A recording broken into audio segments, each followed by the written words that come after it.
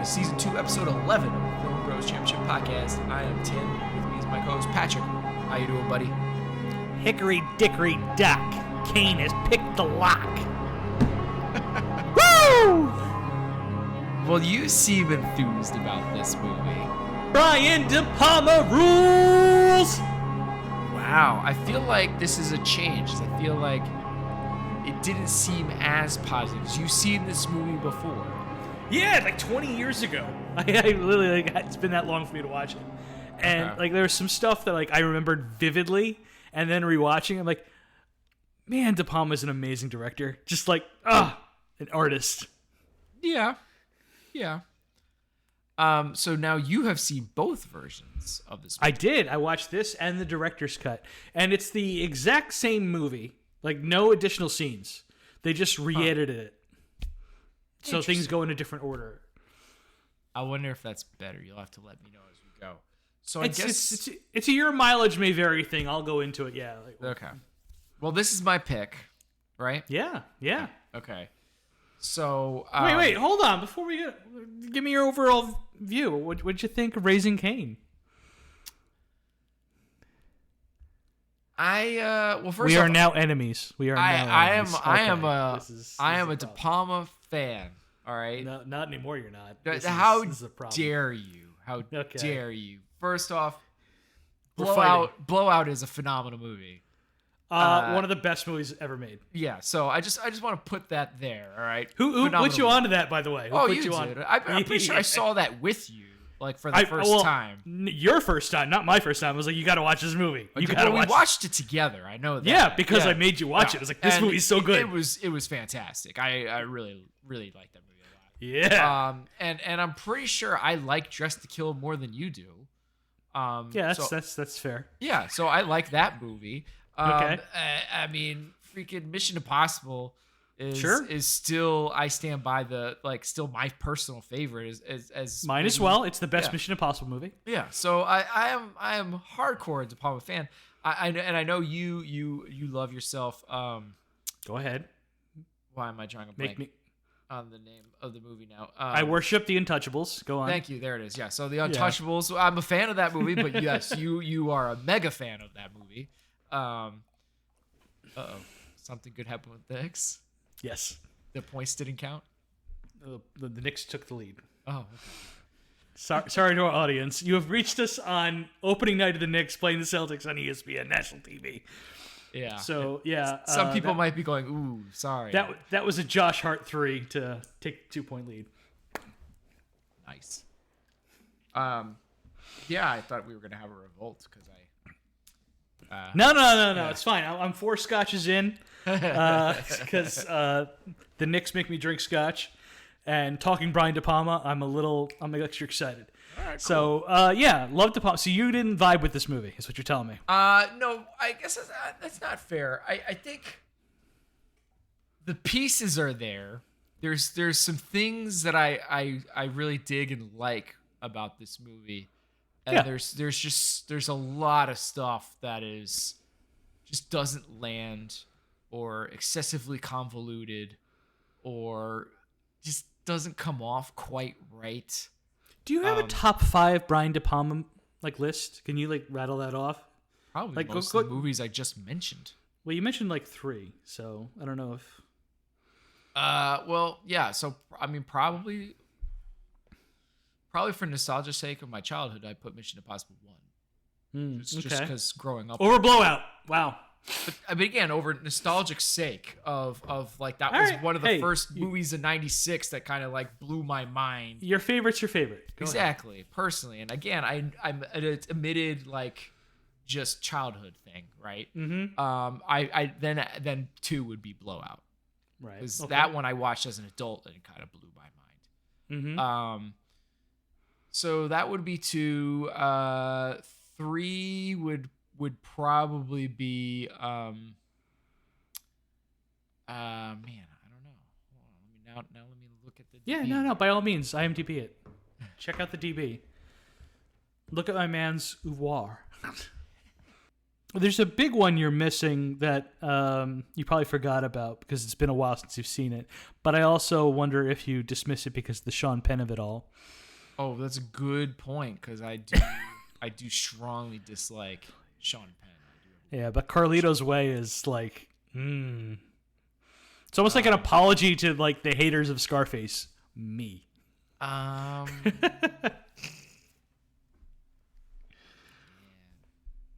of forgot about the Black Dahlia. It's a good reason for it. Black Dahlia is fascinating because it says all the pieces. It should be a good movie. It's like everything about this I like, and yet nothing works. Yeah. And every like decade since that movie has come out, I'm like, what if I gave it another shot? And I go back and I watch it, and I'm like, nope, still doesn't work. I can't. Why didn't this work?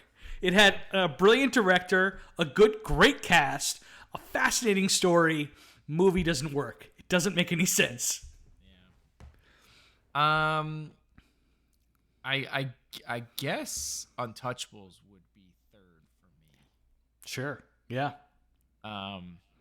And then, man, it's tough at that point. I guess 4 is going to be Dressed to Kill. Okay.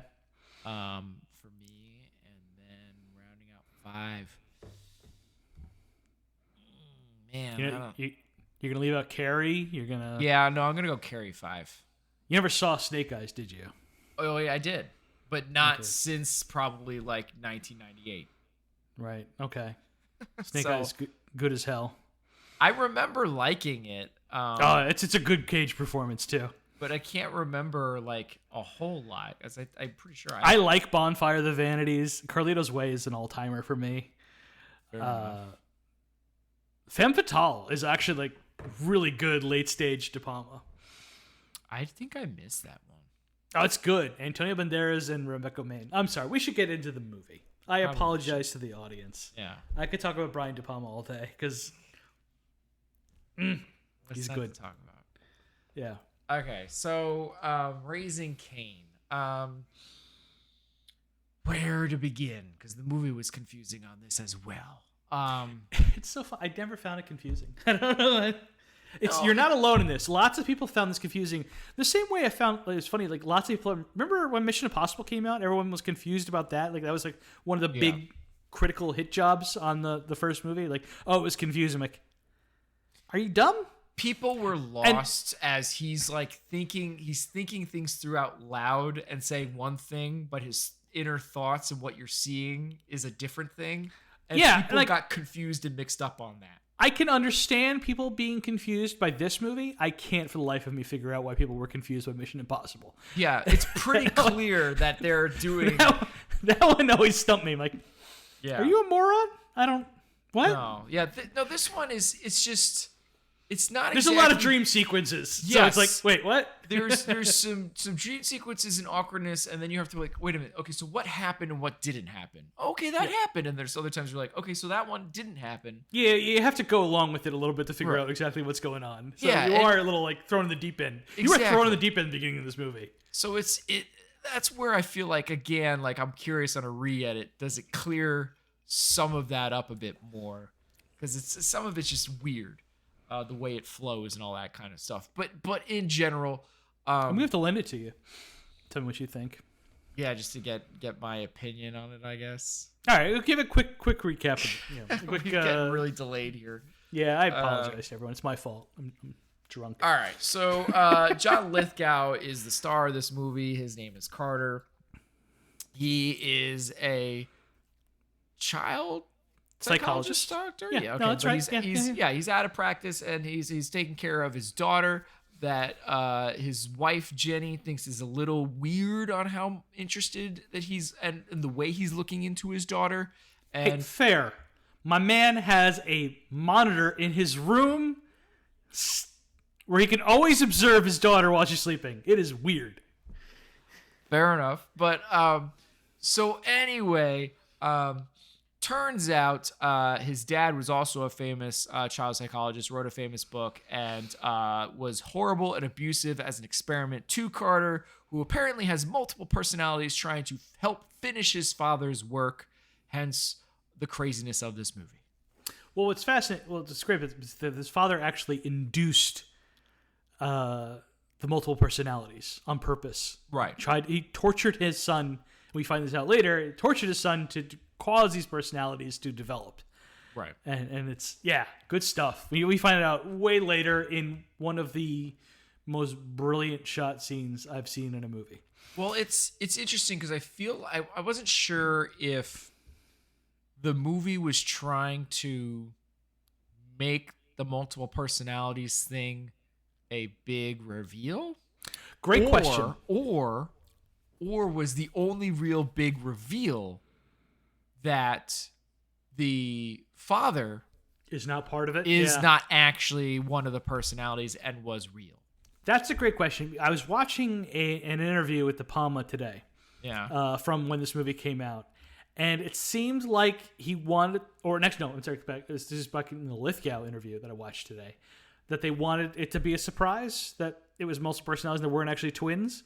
But when I watched it the first time, I never for a second thought that they were actually twins. I knew this is in his head. That's what I'm saying. Like, it was so It obvious. didn't make any sense. But the ending twist of like the father not being one of his multiples was a surprise. I'm like, Right. oh, okay, yeah, that's good. I agree. That's exactly how I took it. And a lot of this is because of the way De Palma shot this movie. Right.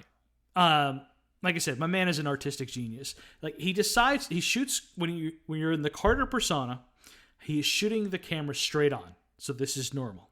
Right. When you're talking to Cain, when Cain is on screen, we're at a Dutch angle. So things are off. Yeah. Yeah. When you're talking to Dr. Nick Sr., his dad, it's from a low angle shot. Right. So like this is like bigger and imposing too. Exactly. This is Dad. It's scary.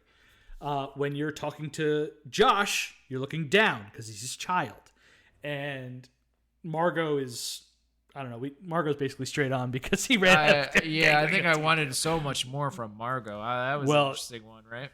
Well, I could watch. Well, listen, John Lithgow in Drag makes for an Academy Award nominated role, like in World According to Garp. Right. So I would have been fine with the sequel to this movie. Like, yeah, let's go. I want to see Margot in action. That's the thing, right? John Lithgow is a freaking pleasure to genius watch actor all the time. One of the all-time great character actors. Even though in this one I felt like there's at times where the performance is just perfect and spot on. And then I feel like there's sometimes, and I don't necessarily think it's John Lithgow. I think sometimes it comes off too hokey. Some of the performances. The Carter persona. Yeah. Yeah. It's overkill. It's funny when like I said, it'd been 20 years since I'd seen this movie. Yeah. The scene I remembered the most vividly is the opening scene in the car. Yeah. For being like so cringy. She's Yeah. like, oh, I want to run away from this movie. But then there's the part in the car too where which I think is the best part, and there's another moment very similar to it when he's trying to dump the body later in the movie with the Psycho homage. Yeah, where it's like you get this like close up of his face and you can see the panic setting in, like, oh my gosh, I'm gonna get caught here. Yeah, and so it's that moment in the car in the beginning, and again when he's trying to push the car into the water, that is just really great. It's really awesome performances in those moments. But then they're like packed with some weird cheeseball, cornball stuff, so it's bizarre. It's not until you see like the entire depth of his performance that you're like, you understand why Carter is the way he is, and it all works together. But oh my God, we've gotten so off track. I am sorry to everyone. It's entirely my fault. Let's get into our hero. Well, we're kind of talking about him anyway, but yeah. Carter. No, not Carter. Sorry, Jenny. Yeah. Right? We decided Jenny's our hero. Yeah. There's nothing heroic about Carter in this movie. Kind of. He kind of saves the day at the end. Margot saves the day at the end. Yeah, I guess that's true. Yeah. Good call. Yeah. So our hero is Lolita Davidovich. Yeah. Playing Jenny. She's a doctor, a wife, and a mother. And while Valentine's Day shopping for her husband, she runs into an old flame, which turns into an affair and puts her into Cain's crosshairs. What happened to Lolita Davidovich? Like, she played the other woman in an affair in like every movie in the 90s. And like the year 2000 hit, and she's like, "You're a TV actress now." Like, what happened? It's weird because like I was like, she looks so familiar, and I checked out her DB, but I'm like, there's a whole lot I haven't seen. Like maybe you never saw Intersection? So. Oh, wow! It was one of the better Richard Gere towards sex movies. Yeah, so I don't know. I feel like I it's weird though, because maybe I did see her pop up in TV episodes, and that's why she looks so familiar. I don't know what it was, but she was like the mayor's wife in Mystery Alaska. I think I did see that movie. Sure, you did. Let's see. She was in Cobb. She was a hooker, I think, in Cobb. So yeah. So she's a doctor. She's still working. Her husband's stay-at-home dad, basically. Hats off, by the way, to Brian De Palma for waiting 15 whole minutes before getting her pants off in this movie. Just incredible restraint by my horny dude. Yeah, that's a good call. Well, because you do, like, one of the first times you see her is like in just like a night. Not even a nightgown, just like she's like wearing a sweater t-shirt. with no pants or something like that. Yeah, something like that. Yeah. And she's already kind of, getting felt up and stuff. But and then of course she has like a sexcapades in the woods thing that we come back to several times. I have so many comments on that, but go on. Yeah, so many. There's so much weird logic with this woman. I just this is so distracting. I'm so sorry. I yell at you when you do this to me. Yeah, you do. I turned my phone off and everything, and here you do it. But the Knicks just hit 2 threes in a row. 4 minutes. Yeah. This is going to be an extra long episode. It's going to be all my fault. I apologize to everyone. Okay. But the Knicks are back! Woo! Go New York, go New York. You did the song for me. I appreciate that. You're welcome. All right, so she makes so many questionable decisions. In this movie. None more disastrous than we get her backstory. Oh yeah.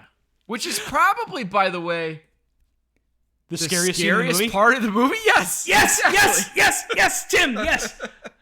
Funny story. Okay, and I'm gonna get into this in a second. Okay. So I'm watching the little interview with John Lithgow talking about this movie, and the first time he got to see this movie, he's making Cliffhanger at the time, right? Classic. And Stallone liked to have like weekly screening sessions while he's making movies, so the crew could all bond together.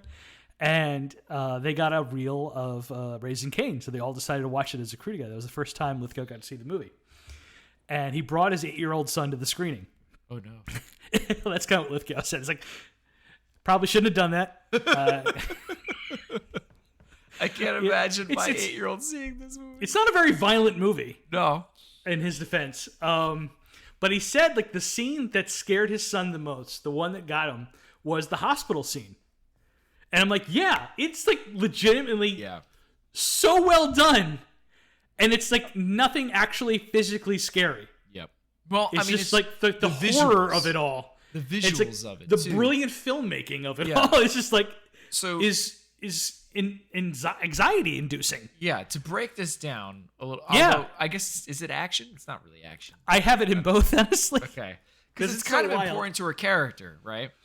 Well, I put in like the actual action beats of it, but like, so she, Jenny is a doctor. She is slowly falling in love with her cancer patient's husband. Yeah. This woman is dying of cancer. Real questionable. And on New Year's Eve, she gives in to temptation and starts making out with... During the countdown. Yeah, with this husband in front of his dying wife. And I'm not going to get into why it's scary and the action scene, but it's like, what a choice by this person. Holy mother of God. Some serious moral questionable choices there. Yeah. Right? And that's, I guess that's the biggest problem with the character, right? Because even though, yes, Carter ends up being a psychotic person and not a good dude, but for a big chunk of this movie, to her, she just seems like there just seems to be something off with him and seems to be too into the daughter. And that's her biggest hang up. Yeah, her best friend is going to be like, you have the perfect husband. And she's like, eh. Yeah. And that's her motivation for cheating on this man, which again, it's like, it's hard to be, you're so wrong or right or whatever, because yes, he ends up being a psychotic person, but like to what her character knows and her knowledge is like, what is wrong with you morally and ethically? And then like later she's like has the dude's keys to the hotel room and like breaks into the hotel room to leave a gift, but then doesn't leave the keys and holds on to the keys and goes back into the room again later under his against his knowledge. So it's really weird, questionable decision making from this woman. Throughout the movie. When you're horned up, you're not thinking straight. That's all I can credit it to. I guess so. But like I remember being like, wait a minute, she still has the guy's keys? We don't get a lot of like interesting parts with her. I mean, like what's interesting about her is the bad decisions she makes. Yeah. Until all of a sudden she is unquestionably the good person in the movie. Right. So it's which is after you think she's dead. We don't get to see her as life is normal. Things are already weird, like from the get-go. Right away, it's weird. And so it makes it like difficult to really sympathize with her until the movie like literally forces you at gunpoint. Like, you must sympathize her now. I'm like, all right, yeah. Yeah.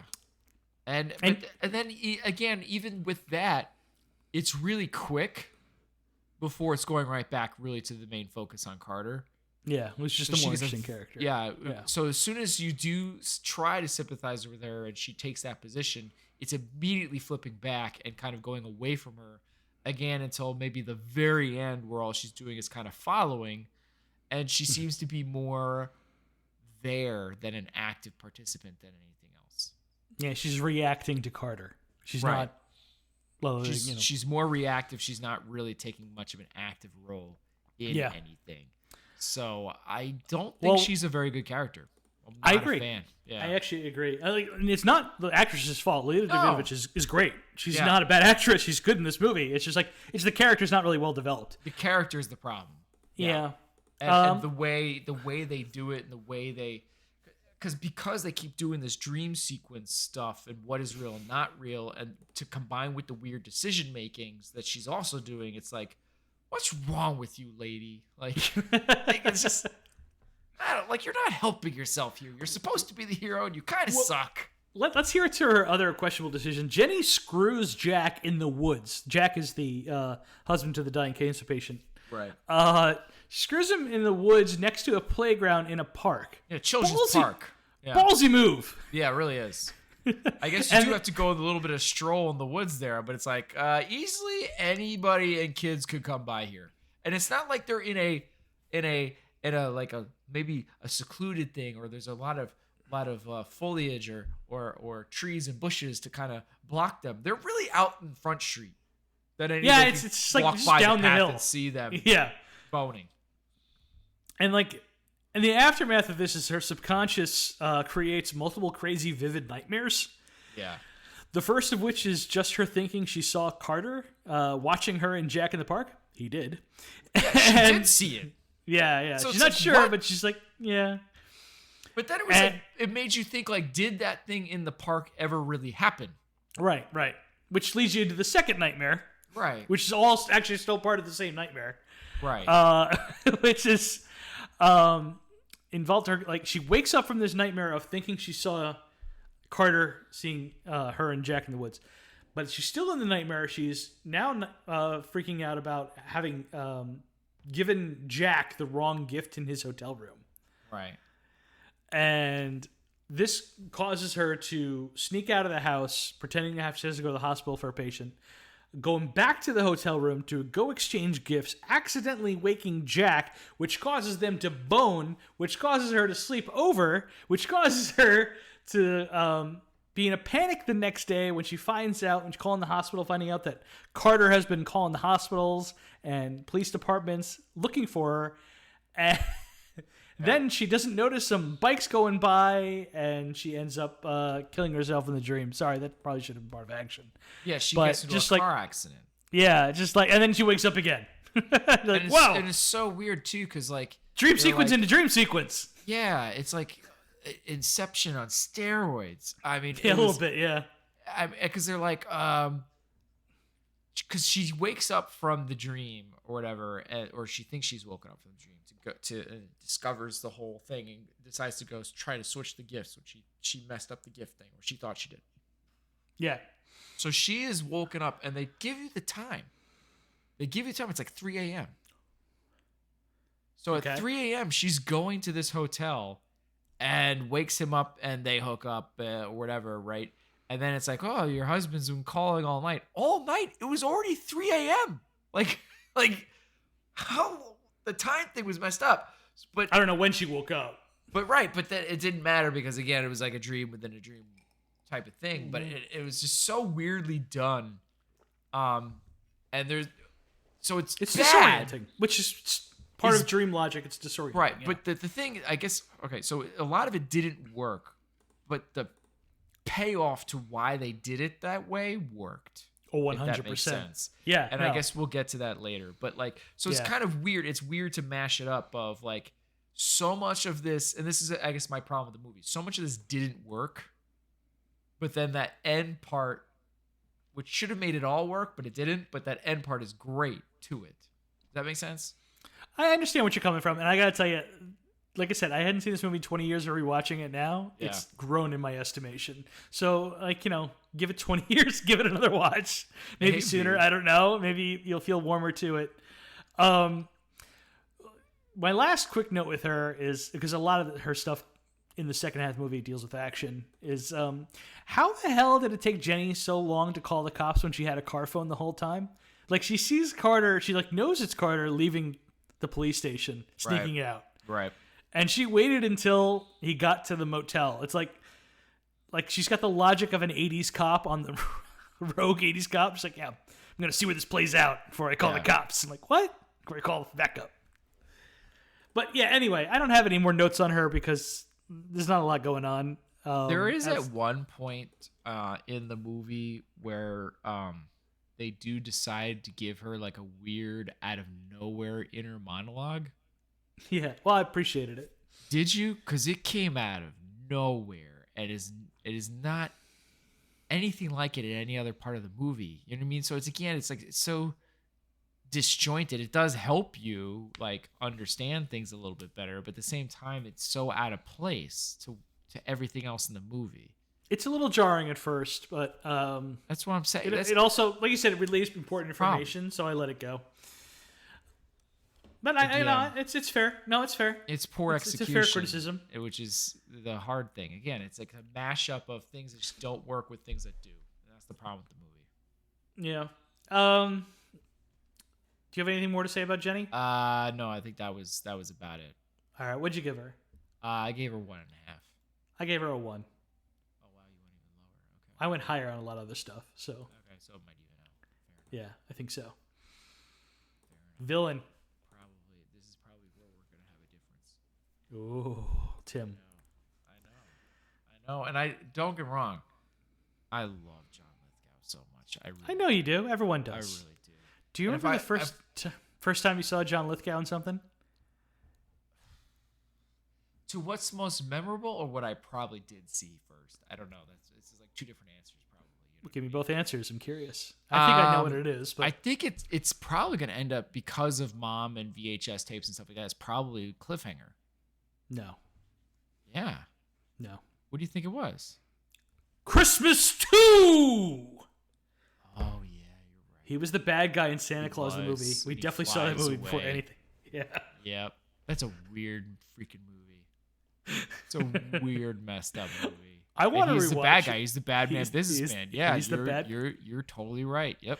Christmas 2, the most like anti-capitalist, like these motherfuckers. It's so perfect. Like oh god, business people are the worst. Yeah. And like I want to watch it again for that. And they're like, it's an angry, disgruntled elf that tries to bring Christmas to basically capitalism. Played by Dudley Moore. Yeah. Yeah. What a weird movie. Yeah, but that's where I first remember seeing John Lithgow. And like, this guy's You're great. absolutely right. And if I remember correct, again, it's been so long, but I remember him being a lot of fun in that role. I mean, again, when is he Christmas not fun? too. I mean, Right, yeah, no, John Lithgow was great in everything. Yeah. Cliffhanger, love him. Cliffhanger. We Ricochet. Ride or exact. I was about to go there. We ride and die for Ricochet. Like, we love that movie. Oh, love Ricochet. Him in that movie is like, it really is like him and Denzel are going like, it's one of those boxing movies where they're just total full punch force back and forth to each other. That's what that movie felt like. That's a really good point. It's one of the few times where Denzel like met his match, and it's an actor like Totally. This guy's pretty good. I feel like both of them were probably doing that. It's like they're both stealing scenes from each other. Because it's one after the other between the both of them of like, man, this is amazing. Yeah. Anyway, John Lithgow in this movie plays Carter, a child psychologist who has taken a break from his practice to raise his daughter. Yeah. And throughout the movie, we learn that Carter has MPD, multiple personality disorder. So we also get to see Lithgow play the villainous murderer Cain, the child friend Josh, and the silent but deadly Margot. Right.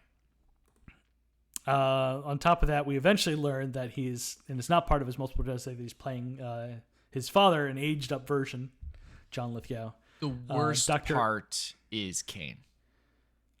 I actually think Cain and Carter are the worst parts. I want to fight you. I'm sorry. I think there's times where Cain bare knuckle works. box you right now. There's times where Cain works, but a lot of times it's a bit over the top, and it comes off campy. Cain is a hoot, and you're wrong. I think when you're a teller of untruths. When he does Josh, it's fantastic. Margot, I hate Josh. The transition from Josh to Margot in the interrogation room, is fantastic. Yeah. The little smirk that he gives, and then just headbutts her in the face. And this is so good, right? I had that in action, but go ahead. Well, I'm sorry, I had to. No, I don't mind. Because it's going to how good the villain was, right? At times, right? And then again, I thought everything with the dad, him playing the dad too, was really good, right? Mm-hmm. Playing, what was he trying to be, Austrian? Was it? I don't even know. Norwegian. Okay. It's funny. Lithgow was talking. He had just gotten out of a relationship with a Norwegian woman. Really? So he kind of had the accent. So he's like, he told the phone, "Let me cook. I got this one." That's good. Yeah. But yeah, so I thought that everything with those parts were fantastic, and I thought they were really good. I just thought sometimes with Carter and sometimes with Cain, it was just over the top at times, and it came off campy. Okay. No. So I'm sorry. And again, there are times when Cain is talking where it is good, and then there's other times where Cain is it's like Mr. what do you call it? Mr. Burns in The Simpsons trying to be a cool kid. Okay. You know what I mean?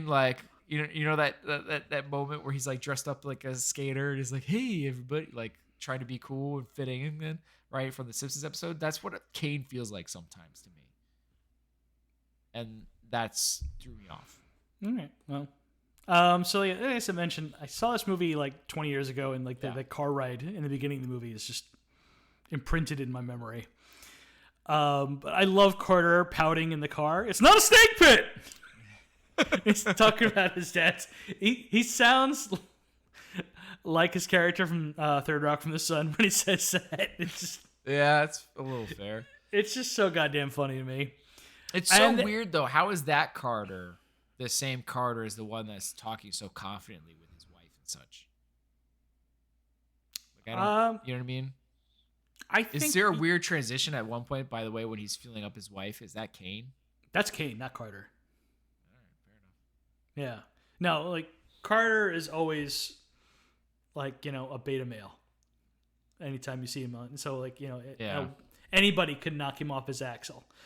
And she clearly did when she started making fun of his thing, and the belittling clearly brings him back to his dad, and that's when Cain comes out. Right. But still, when Carter blows the chalk in Karen's face in the car, it's whoa, what's going on here? It's such a surprise. Yeah, it And is. like the movie just like the first like 5 minutes of the movie is just so like I said so cringy, but then you're like, oh, everything is taking on a new bent. This is cool. It just like slaps you on the back and says, "Pay attention." Oh, real quick, I forgot how distracting the wig on Lithgow is, though. That's my one criticism. That's fair. It is just like, but it's my man has always been receding hairline Yep. to like the extreme. Yeah. So it's just wild to see him like this full head of hair. Like, oof, all right. It's probably thankful to his size and his height that he can still pull off intimidation when he needs to. You know what I mean? Like He's got a big dude. Yeah, he's got the chops and the height to still pull intimidation off, even though he shouldn't be. Did you ever see World According to Garp? A long time ago, but yes. Okay, and that one he like plays like a former football player who's become trans. Yeah. And like he's still like playing football in the movie with Robin Williams, and just like the giant size difference between him and Robin Williams is just very comical to look at. He's a big dude, yeah. Yeah, no, tall guy. But anyway, I think Lithgow as Cain is a hoot. I love the hickory dickory dock. Cain has picked the lock. Carter catching Jenny with Jack, and then Cain just appears, and like Carter is like, "That's my wife," and like, oh yeah, Cain just takes a look. Like, no shit. I feel like again, some of the lines are great and it works, but then other times I just find it. And then when he's like flirting with the slutty babysitter, is like, "It's not the mileage, honey. It's the make." See, that I thought was stuff. cheesy. That I thought came off cheesy. And I love when Carter is or Cain is doing like an impression of Carter, like on the phone and stuff to like the police. Oh, it's yeah. clearly still Cain. Yeah. I love that's really hard. Yeah. Because it's not quite like how he does Carter. It's like a third. This guy has to do like 6 parts in this movie. Yeah. It's really really like, impressive. It Tremendously difficult acting. It is, and again, I don't think it's the way things are done is incredibly helpful at times to what he's trying to do. So I don't know. I really liked it. I think it could have done some things better with it though. So. Okay. But yeah, so I don't know. I'm not gonna be as high. I feel. I'm trying to look if there's anything else. I gave him a 4. I just love the performance. 2.5. I went 2.5. You're dead to me.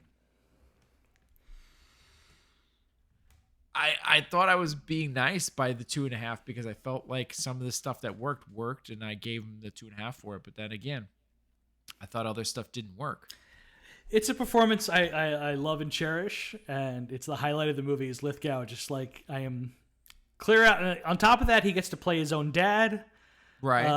As Dr. Nix, the evil Dr. Nix, who we think is part of his multiple personalities. And we'll later find out that it's actually his dad, who we thought had committed suicide, is actually alive. Right. And it's a tremendous little twist there at the end. Good stuff. I guess love it all. Again, and like each so of his much personalities are very distinctive. We know who's talking when they're talking. And right. Some are more threatening than others, but that's by design. I I love it.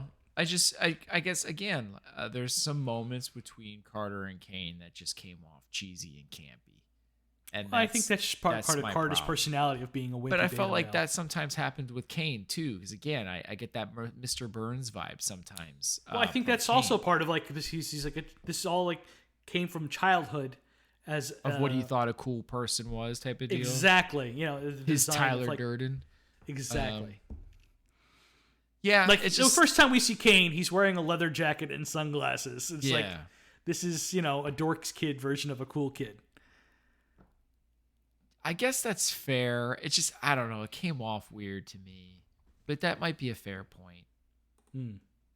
But maybe you're right. Maybe in 20 years when I revisit it, I'll feel more strongly towards that. But yeah, right now, that I felt like again like half the performances with the Carter Cain stuff didn't work, and then everything else did, so that's kind of why I went 2.5. Okay. Almost won 3 though on it, to be fair. Okay. Action stunts. So like I said, this movie isn't a violent movie, but there are like some really good jump scares and stuff going on here. None better than the hospital scene. That's where it's at. That's the moment. The first bit of action we have is Carter blowing chalk or something into Karen's eyes while she's driving a car. Yeah. And then he takes control of the car and pulls her over, and then he uses chloroform to knock her out while his kid and hers are sleeping in the back seat. It's amazing they stayed asleep that whole time. Her head lands on the steering wheel and like the large horn going, yeah. And it's only Cain's quick thinking, who just appears out of nowhere and tells him to kiss Karen, that makes the two joggers approaching the car keep on their way. Yeah. And the tension in this scene is great. And Lithgow's panic as Carter and Lithgow's smooth delivery as Cain is just excellent, in my opinion. I thought the best part of it, I think, was the panic in that whole part. I didn't love all of it, but that whole part with the panic and all that, yeah, that was really good. I loved it.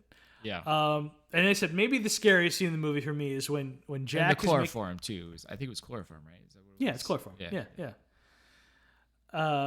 Jack is making out with Jenny in the hospital room, and he sees his wife's reflection watching them make out, and then she dies. It's the last thing she sees before she dies. But you don't get a clear look at her at first. No, it's just the reflection sleeping. Of her in the television. No, but these... what I mean is, like, at first when you see her, she's turned over more. She's clearly sleeping or whatever. So I guess that's why they thought it would be fine for them, I guess, to make out there. Right. But in the reflection, she's clearly turned over. But it's not just that you see the wife staring, because they totally did some makeup and stuff to really give her, I've been having cancer for a long time, and I've been having, all the chemo and everything. So, I'm bone thin looks and very sunken in. With the TV reflection, it looks incredibly creepy. And she's like reaching out for them as she sees it, and then dies. Yeah.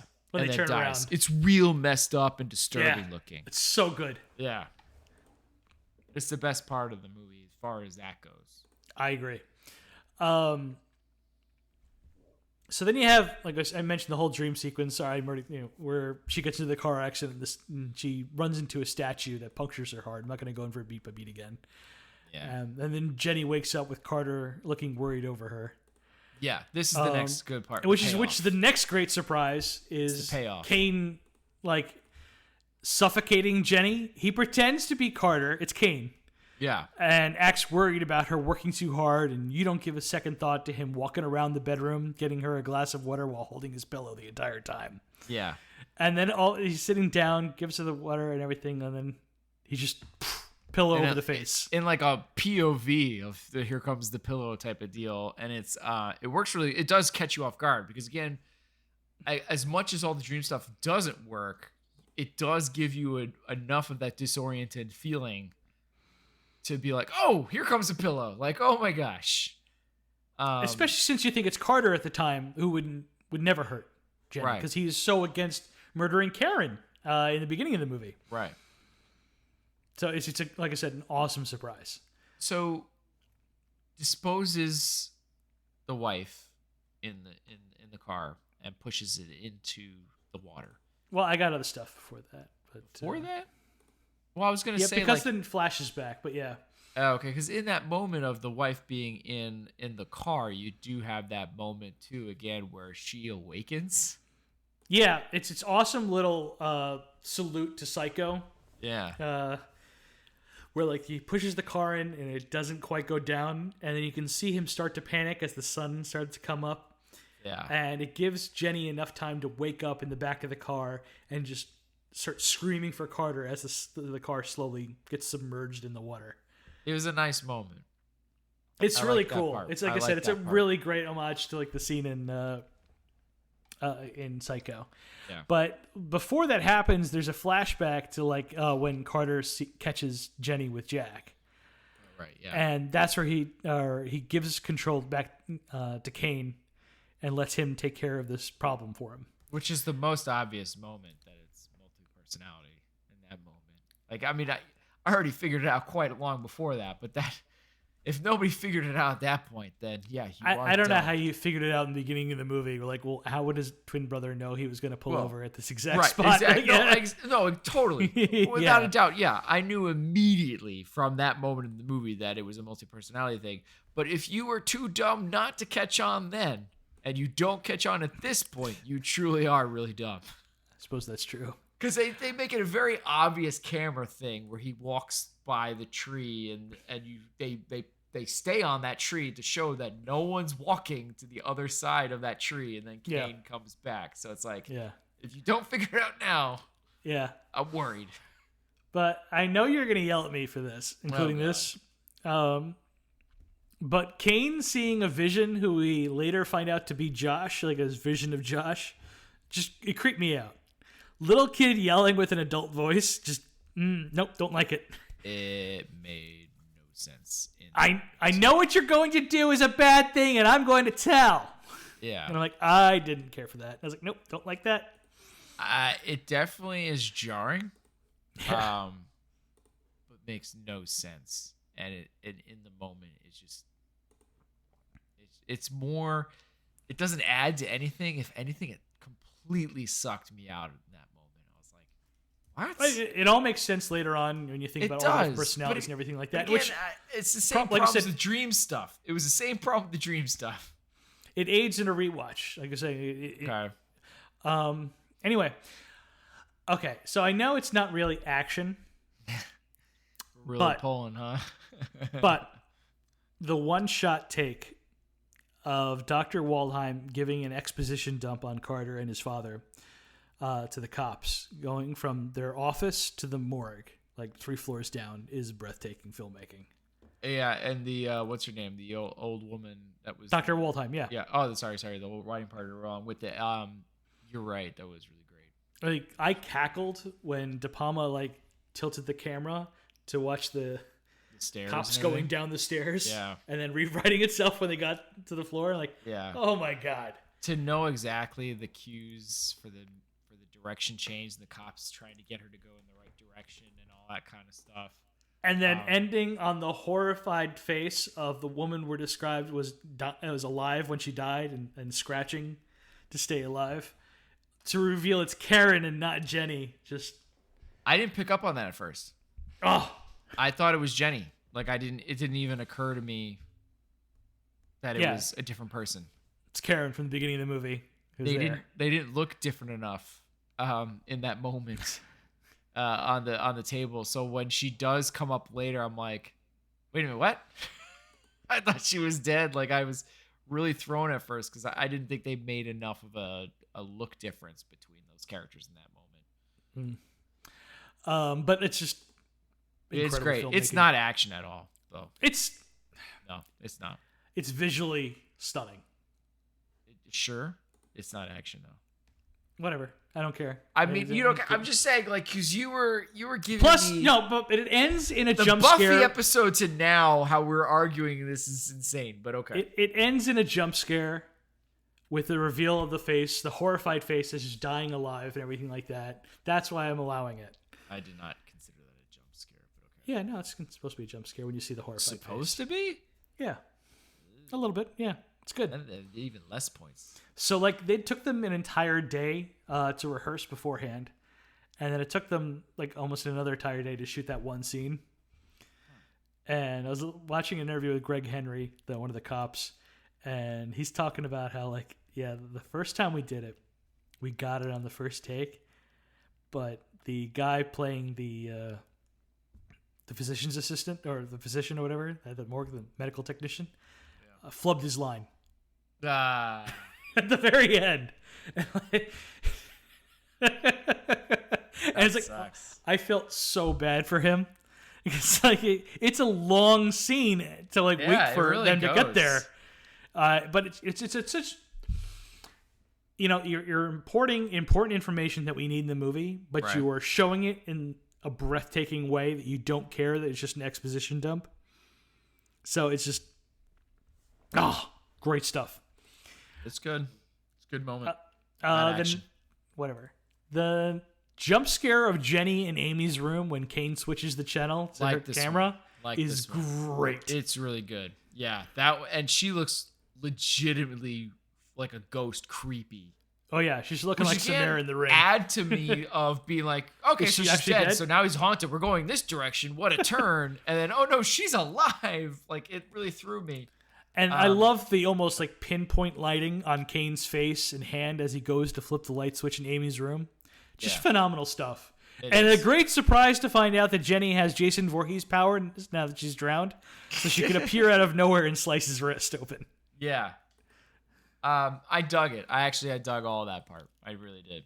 That would be my actual second favorite part, action wise, after, the panic stuff. I can't believe they let Carter go into a room with Dr. Waldheim by themselves and they didn't put handcuffs on him. It's a really weird choice. But I enjoyed the head. There seems to be one sleeping officer and no one else around and no cameras or anything and barely anybody in the building. She needed a quiet room, which the interrogation room wasn't quiet enough. But all right, this was weird. This was a really like, wow. This sucked me out of the movie. This was like, this is dumb. This is really dumb. As much as there's parts I dug about it in it, again, it's the two thing there. There's some moments I really liked, but it's surrounded and shrouded by. There's stuff in this movie where like, this logic. is stupid, but this is cool at the same time. So I'm just gonna have to let this go. I have a hard time. It gets difficult. Clearly. Yeah. But everything ending in him transitioning from Josh to Margot in the headbutt. Yeah. Good stuff. Great stuff. Good. It is good. That again, the transition there is fantastic. Yeah. So, and then De Palma setting up the final confrontation at the motel. Yeah. Almost as beautiful as his Untouchables stairway shootout. You have Dr. Nix's alive reveal and holding Amy hostage with his tiny gun, confronted he's like by trying Jenny. his dress to kill stuff again too here. Yeah, I guess, yeah. Lady in a trench coat, right? Right, yeah. Carter on the elevator behind her with Margot now in control.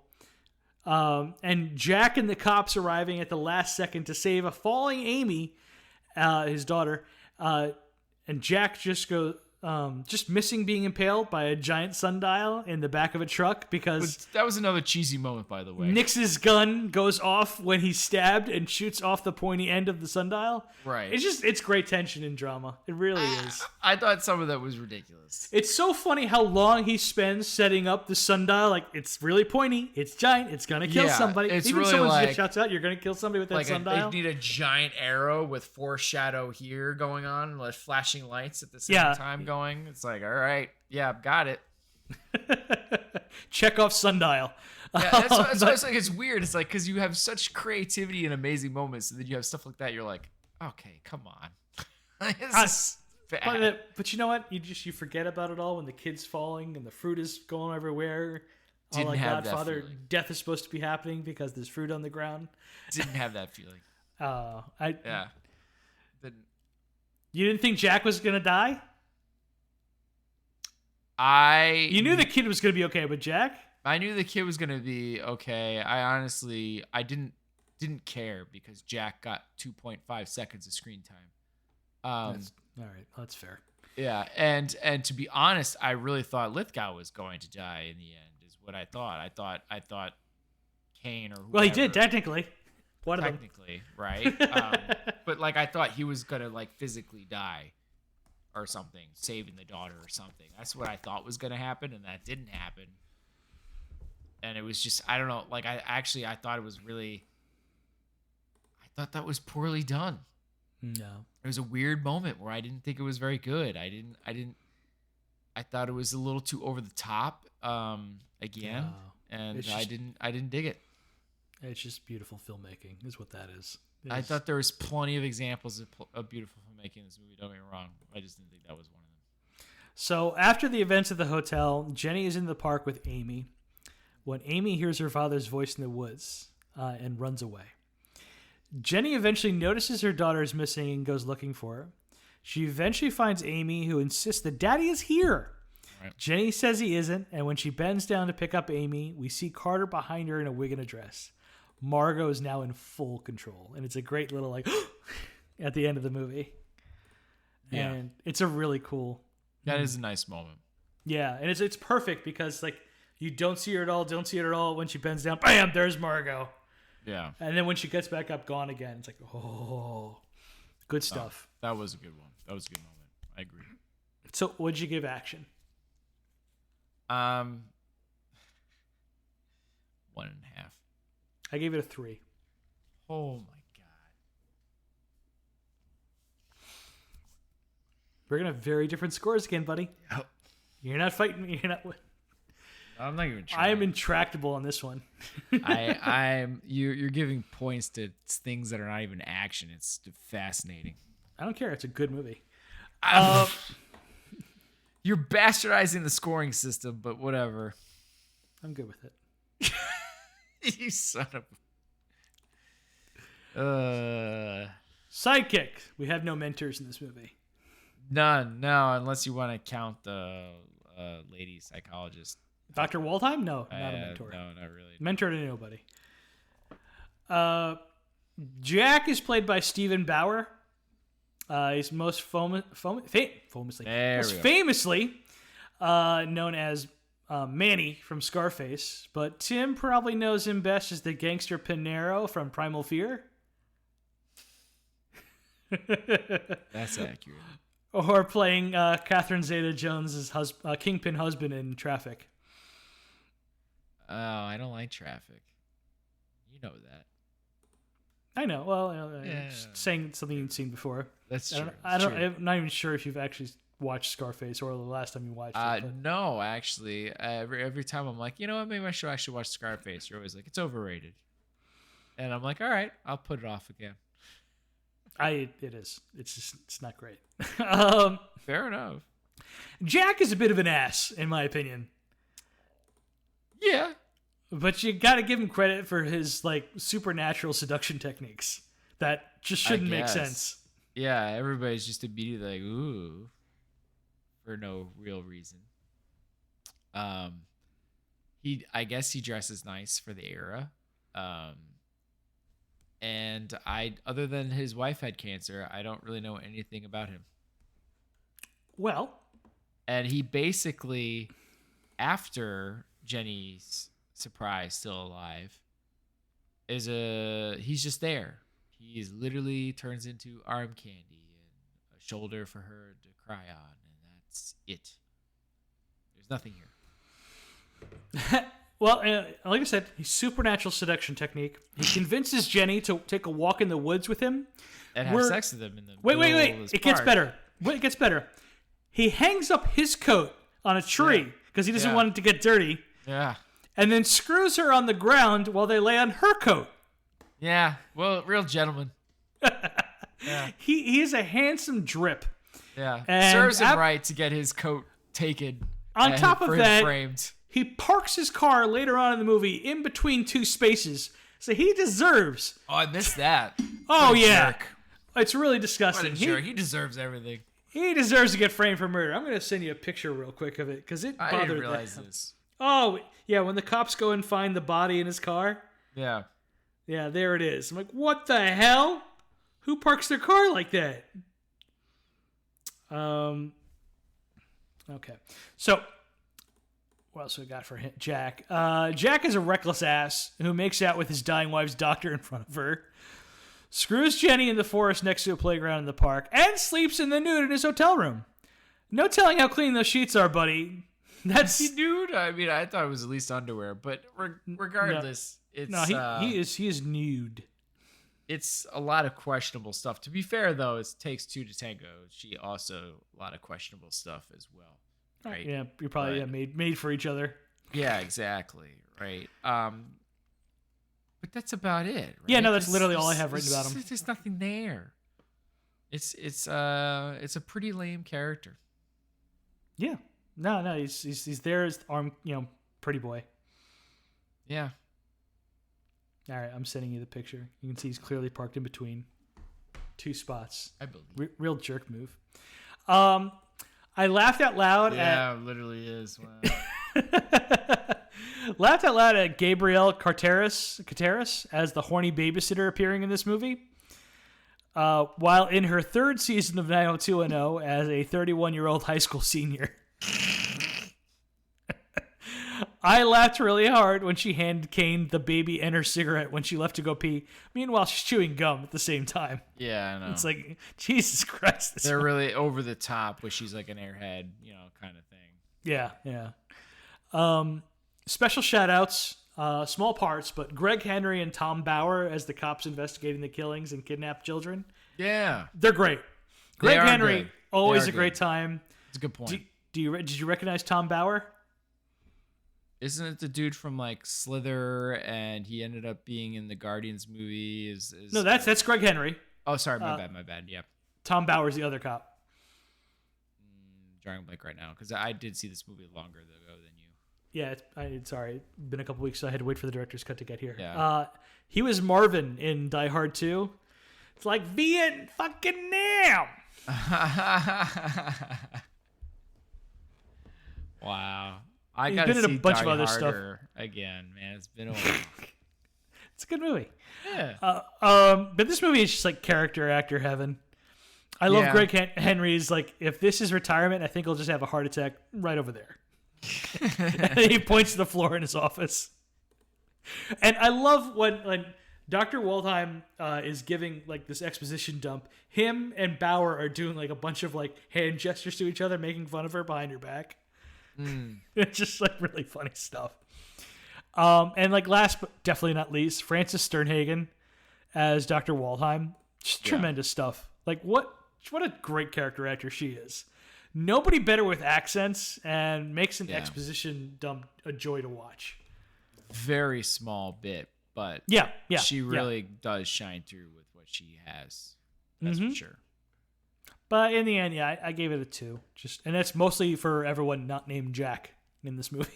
Yeah, I probably didn't consider the other people enough. So I did go 1.5, but I feel like that's not far off.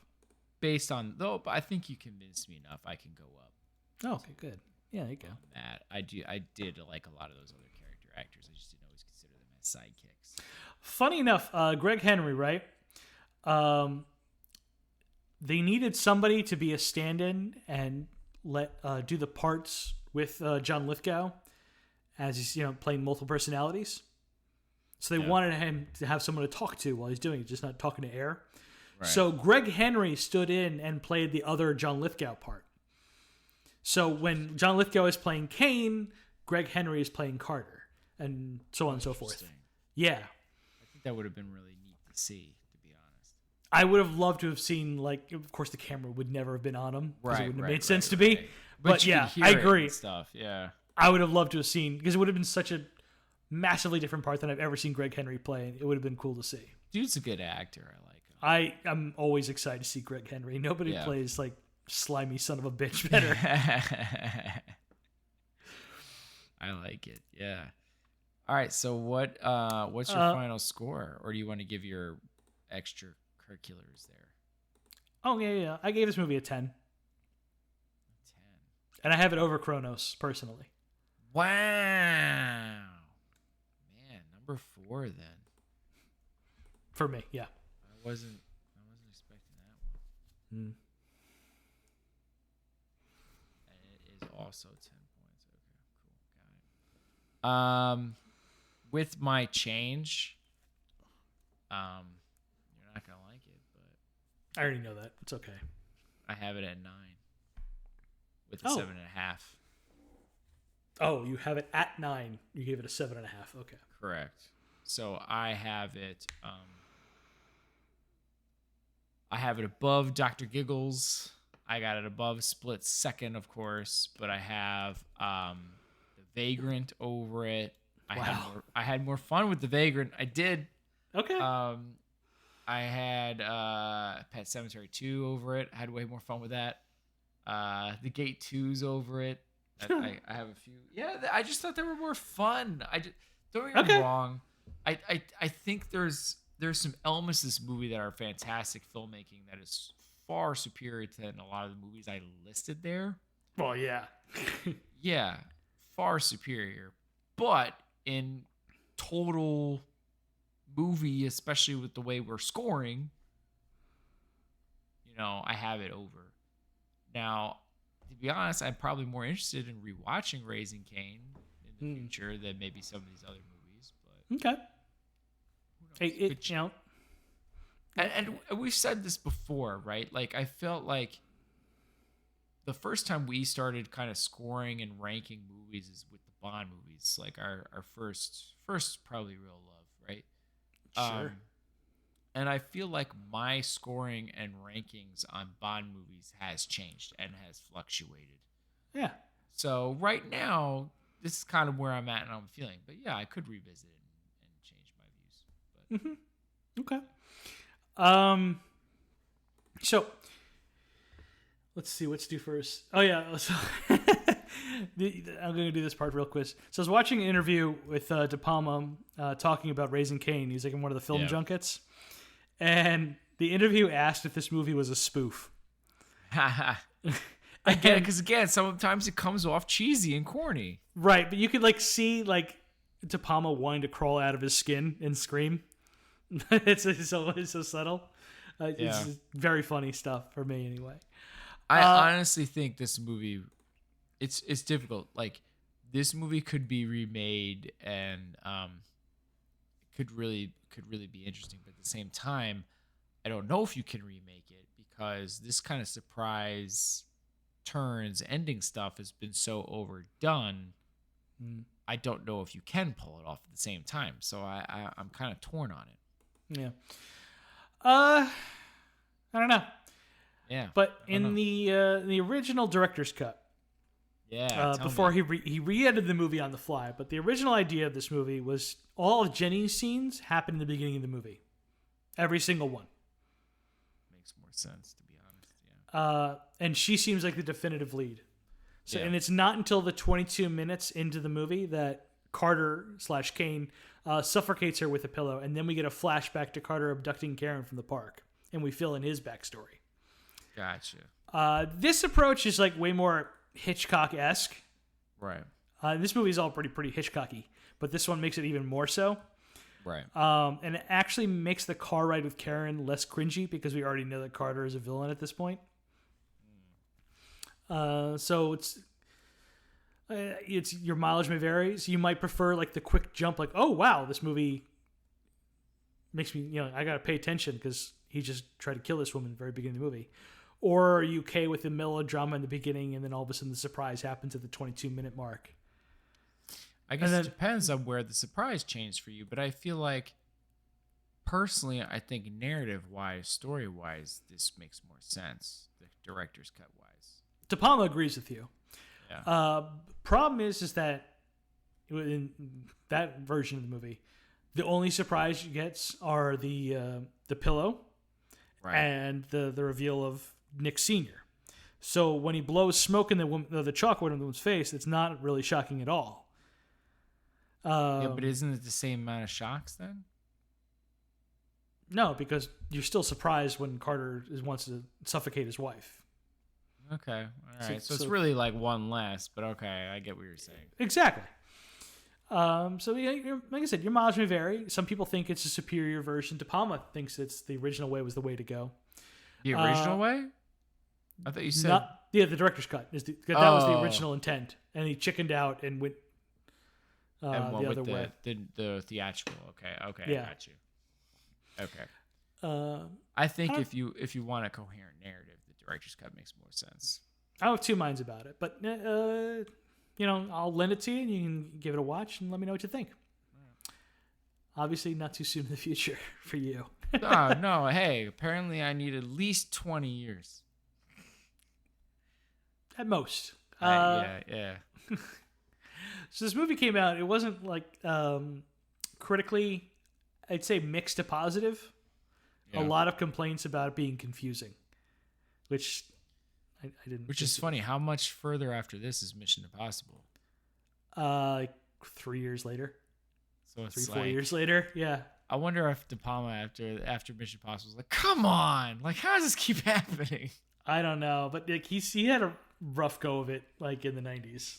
Like Mission Impossible was like his one definitive hit. Yeah. In the 90s. It was a huge hit. Yeah. But like, he had Bonfire of the Vanities. I think that's 1990, and that was a huge commercial bomb. Raising Cain made money, but it was like still critically Carlito's Way came out right after. I'm not sure. I have to look in to see how that actually did. I feel like I think critically good. I don't know about money. Yeah, Mission Impossible, a huge hit, critically mixed bag. Snake Eyes, bomb, mixed bag critically. Mission to Mars, same deal. And that was his 90s. Mission to Mars is 2000, actually. It doesn't even count. Okay, wait, which one's the Mars movie we like? Oh, that's the one with Gary Sinise. It's not the good one. It's not the Val Kilmer one. He did not do the good Mars movie. No. He did the one with Don Cheadle and Gary Sinise and Tim Robbins. Did not dig that one as much. No. Me either. It's not my favorite. Yeah, the other Mars movie is way better. With Val Kilmer and Carrie Ann Moss and Tom Sizemore. Yeah. It's like a weird, underrated classic movie for me, I feel. Classic is a bit strong, but yeah, I enjoyed it. It had a run on like HBO or whatever, and I watched that like every time. Just don't get tired of hearing Val Kilmer sing the Rolling Stones.